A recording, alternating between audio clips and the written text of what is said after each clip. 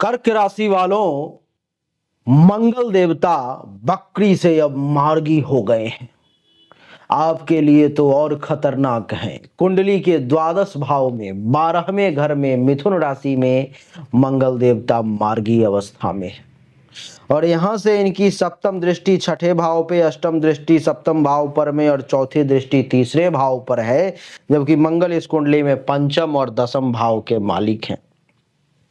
बड़ा खतरनाक रिजल्ट इस समय में आपके लिए कर्क राशि वाले मंगल देवता देने जा रहे हैं। ये अभी से लेकर के अगले महीने तक चलेगा, यानी कि 3 अप्रैल तक। 3 अप्रैल तक जो है सो ये मिथुन राशि में ही रहेंगे। क्या परिणाम होगा, आइए इसको समझते हैं। बहुत लंबा समय नहीं है, कम समय है, लेकिन फिर भी मैं आपको जानकारी दे रहा हूं। मंगल का द्वादश भाव में बैठना, आप सब जानते हैं कि द्वादश भाव खर्चा, विदेश यात्रा, हानि, अस्पताल, आध्यात्मिकता और गुप्त शत्रुओं का भाव माना जाता है। मंगल का यहां स्थित होना यह दर्शाता है कि व्यय में वृद्धि होने वाली है, खर्चा बढ़ेगा और बढ़ चुका है। यानी कि इस समय में आपको पैसा ज्यादा खर्च होगा। विशेष रूप से कानूनी मामले भी कुछ फंस सकते हैं। अस्पताल में या यात्रा संबंधी, ट्रैवलिंग के संबंधी खर्च आपका बढ़ सकता है। विदेश यात्रा या प्रवास, मंगल यदि शुभ स्थिति में है, क्योंकि मिथुन राशि में है और मंगल इस कुंडली में एक योग कारक ग्रह है, तो ये क्या करेगा कि विदेश जाने का योग आपके लिए बनाएगा। आप इस समय में कहीं दूर, अपने देश से, अपने राज्य से, अपने जन्म धरती से कहीं दूर आप जा सकते हो। आपके लिए अच्छा रहेगा। गुप्त शत्रु, मंगल आक्रामक ग्रह है और जब ये द्वादश भाव में होता है तब आपको गुप्त शत्रु के द्वारा परेशान करवाता है। तो इस समय में अभी से लेकर के 3 अप्रैल तक आपको गुप्त शत्रु से भी सावधान रहना है, जो कभी कभी आपके मानसिक तनाव का भी कारण बन सकता है। इस बात का विशेष ध्यान रखना है। आक्रामकता और अहंकार, यह स्थिति आपको गुस्सैल बना सकता है, जिससे आपके संबंधों में समस्याएं आ सकती हैं। आपके संबंधों में कुछ परेशानी भी आ सकता है, तो थोड़ा सा सावधान रहें। मंगल पंचम और दसम भाव के स्वामी हैं इस कुंडली में। पंचम भाव आप सब जानते हो कि बुद्धि, संतान, प्रेम, रचनात्मकता का होता है, जिसके कारण से इस समय में संतान सुख में कुछ बाधा, संतान को लेकर के कुछ चिंता, टेंशन इत्यादि के भी योग बने हुए। प्रेम संबंधों की अगर बात करूं तो प्रेम संबंधों में विदेशियों से जुड़ने या दूरस्थ स्थानों से संबंध बनने की संभावना भी दिखाई दे रही है। बुद्धि और शिक्षा की अगर बात करूं तो शिक्षा में बाधाएं आ सकती हैं या विदेश में आप उच्च शिक्षा भी प्राप्त कर सकते हैं। शेयर बाजार और सट्टा की अगर बात करूं तो पंचमेश मंगल का द्वादश भाव में होना सट्टा, शेयर बाजार, जोखिम भरे निवेश में हानि का संकेत दे रहा है। आपका कर्क राशि वाले नुकसान हो सकता है।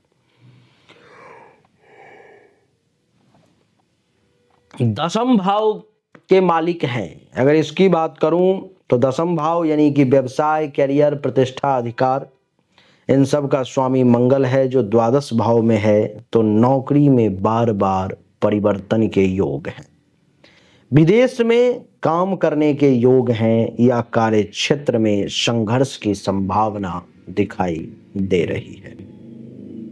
देवी और सज्जनों, थोड़ा सा सावधानी से चलना है। अब मंगल के दृष्टि की बात कर लेते हैं कि दृष्टि जहां जहां पर रही है तहां पर क्या होगा। तीसरे भाव पर में चौथी दृष्टि है। जिसके कारण से इस समय में आप साहसिक निर्णय लेने में सक्षम होंगे। भारी से भारी निर्णय लेने में आप इस समय में सक्षम होंगे। भाई बहनों से झगड़ा या अलगाव की संभावना भी दिखाई दे रही है, तो सावधान रहें। लेखन, मीडिया और संचार के क्षेत्र में जो लोग जुड़े हुए हैं उन लोगों को सफलता मिलने के भी योग है। मंगल की सप्तम दृष्टि छठे भाव पर में भी है, जिसके कारण से क्या होगा कि शत्रु इस समय में आपको परेशान करने का प्रयास करेगा, लेकिन आप उस पर भारी पड़ जाएंगे। कानूनी मामलों में जीत मिल सकती है, लेकिन मुकदमेबाजी में धन का खर्चा बढ़ सकता है। ऋण लेने और चुकाने की प्रवृत्ति आपकी इस समय में बनी रहेगी। आपको चोट लगने या रक्त संबंधी किसी प्रकार की कोई बीमारी, कोई हेल्थ वाइज इशू जो खून से संबंधित है, चाहे वो बीपी हो, चर्म रोग हो, कुछ भी हो जो खून से संबंधित है, वो आपको परेशान कर सकता है। देवी और सज्जनों, सप्तम भाव पर में अष्टम दृष्टि पड़ रही है, जिसके कारण से क्या होगा, दाम्पत्य जीवन में कुछ तनाव आने के योग हैं। तो पति पत्नी के बीच में ज्यादा बहसबाजी ना करें, ज्यादा टेंशन तनाव ना करें, ज्यादा वाद विवाद ना करें, तो ज्यादा अच्छा रहेगा। जीवन साथी के साथ क्योंकि वाद विवाद की संभावना है, इसलिए मैं आपको सतर्क कर रहा हूं। वैवाहिक जीवन में संघर्ष बन सकता है। व्यापारिक साझेदारी में संघर्ष अथवा आपको धोखा भी दिया जा सकता है, क्योंकि पंचम भाव का मालिक मंगल द्वादश भाव में है, तो संतान को कुछ हेल्थ वाइज इशू का सामना करना पड़ सकता है। संतान की तबीयत वगैरह खराब हो सकती है। अगर आप विदेश जाकर के पैसा बनाना चाहते हो, विदेश जाने की इच्छा है, वहां जाकर के कुछ आप बड़ा करना चाहते हो, तो आपके पास जो विद्या बुद्धि है उसका प्रयोग करके आप विदेश जाके अच्छा कर सकते हो। दसम भाव का भी मालिक है मंगल, जो 12वें में है, यानी कि आपके पिता का स्वास्थ्य भी खराब हो सकता है, उनको हेल्थ वाइज इशू का सामना करना पड़ सकता है। और अगर आप कैरियर वाइज अगर देखना चाह रहे हो, तो अगर आप अपने जन्म धरती से दूर हो तो अच्छा रहेगा।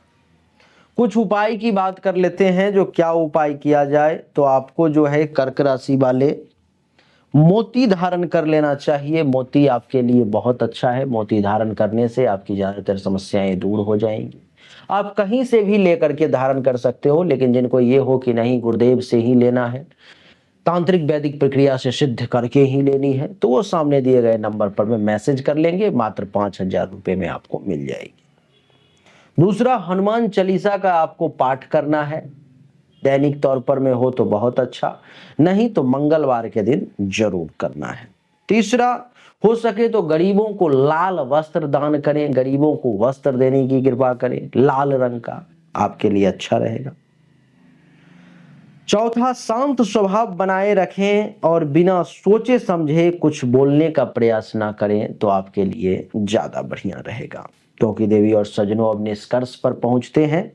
मंगल द्वादश भाव में है, तो खर्च का बढ़ाना और विदेश यात्रा का योग फाइनल बना रहा है। पंचम और दसम भाव का स्वामी है, तो शिक्षा, कैरियर और संतान के पक्ष में कुछ चुनौतियों का सामना करना पड़ सकता है। मंगल की दृष्टि तीसरे भाव पर में है, सप्तम भाव पर में है, छठे भाव पर में है, तो कुछ वैवाहिक जीवन में और पार्टनरशिप में संघर्ष पैदा कर सकता है, तो आपको साहस और शक्ति भी प्रदान कर सकता है। तो मंगल का प्रभाव आपके लिए कर्क राशि वाले बहुत अच्छा नहीं है इस समय में 3 अप्रैल तक, इसीलिए मैं आपके वीडियो को बनाने में विलंब कर रहा था। लेकिन जो है सो है। आप में से बहुत सारे लोग परेशान होंगे, इन समस्याओं को झेल रहे होंगे, इसके लिए उपाय भी बता दिया है, उपाय जरूर करें। अच्छा लगा तो वीडियो को लाइक करें, शेयर करें, चैनल को सब्सक्राइब करके इसके बेल आइकन के बटन को दबा दें। एक बार फिर से आप सभी का बहुत बहुत धन्यवाद। Thank you so much. जय हिंद, वंदे मातरम। बोलिए राधे राधे राम।